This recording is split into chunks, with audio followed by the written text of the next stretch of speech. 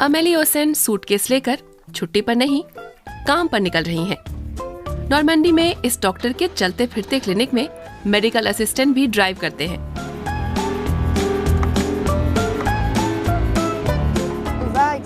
हम लोग अभी उन मरीजों को देखने जा रहे हैं जिन्हें वाकई हमारी मेडिकल सहायता की जरूरत है। उत्तरी नॉर्मंडी के एक देहाती इलाके एर में डॉक्टरों की बड़ी किल्लत है। मरीज कम्युनिटी सेंटर में इंतजार कर रहे हैं। शनिवार को मेरे टखने में मोच आ गई थी। डिपार्टेमेंट एर से बस किराए पर ली गई है। रोजाना अलग अलग कस्बों का दौरा किया जाता है। स्टाफ बदलता रहता है। आज अमेली के साथ रिटायर्ड डॉक्टर जॉन पॉल देओम हैं। पहला मरीज अभी पहुंचा है।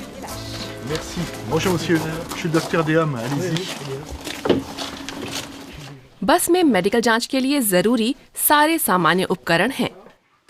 मरीज मिशेल बिलाशे मानते हैं कि डॉक्टरों की कमी एक गंभीर समस्या है।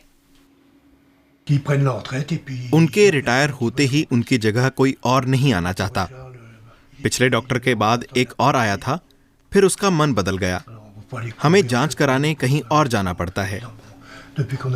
लेकिन जब से बस शुरू हुई है, मैं यहाँ 2 बार आ चुका हूँ और मुझे मदद मिली है। पिछले साल डॉक्टर देओम ने नॉर्मंडी के एक अन्य इलाके में अपनी प्रैक्टिस बंद कर दी थी, लेकिन कुछ ही महीनों में वो बोर हो गए।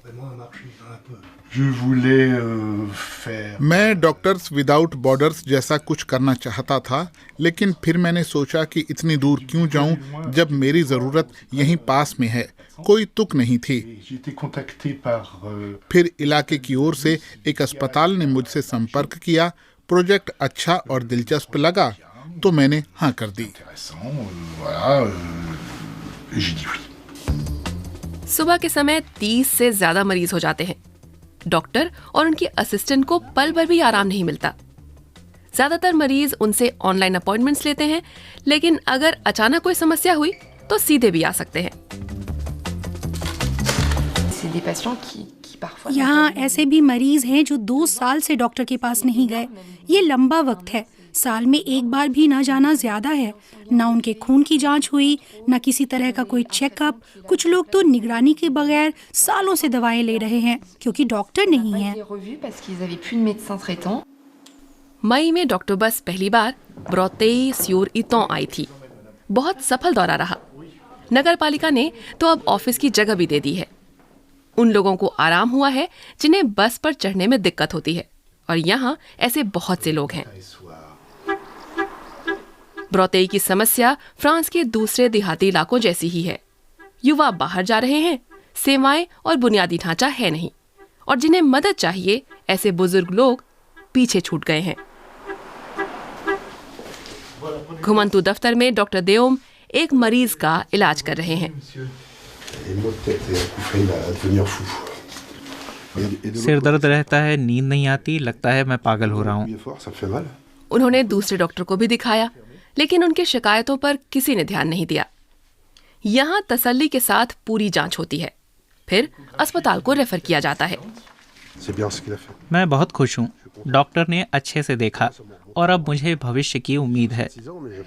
66 साल का हूँ और अपने परिवार के साथ मिलकर बहुत कुछ करना चाहता हूँ। जैसे वीकेंड में कैंपिंग जा सकूँ तो बढ़िया होगा। अगर बीमार रहा तो जाहिर है ये मुमकिन नहीं रहेगा। शाम को डिप्टी मेयर आते हैं। विला में बने अस्थायी दफ्तर को एक पूरी तरह से तैयार जांच कक्ष में बदलने की योजना है। सही भी है, क्योंकि कस्बे को फुल टाइम डॉक्टर तो दोबारा कभी मिलने से रहा।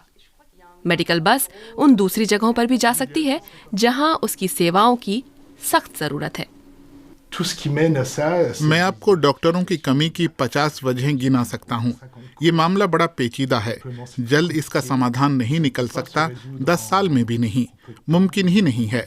मेरे पास समाधान हुआ तो मैं राजनीति में चला जाऊंगा। अभी तो वो इस विचार को किनारे कर कुछ हफ्ते छुट्टियों पर रहेंगे। ब्रोतेई-sur-Iton को तब तक डॉक्टर बस के बिना गुजारा करना होगा, जबकि शुरुआती नए अपॉइंटमेंट्स आ चुके हैं।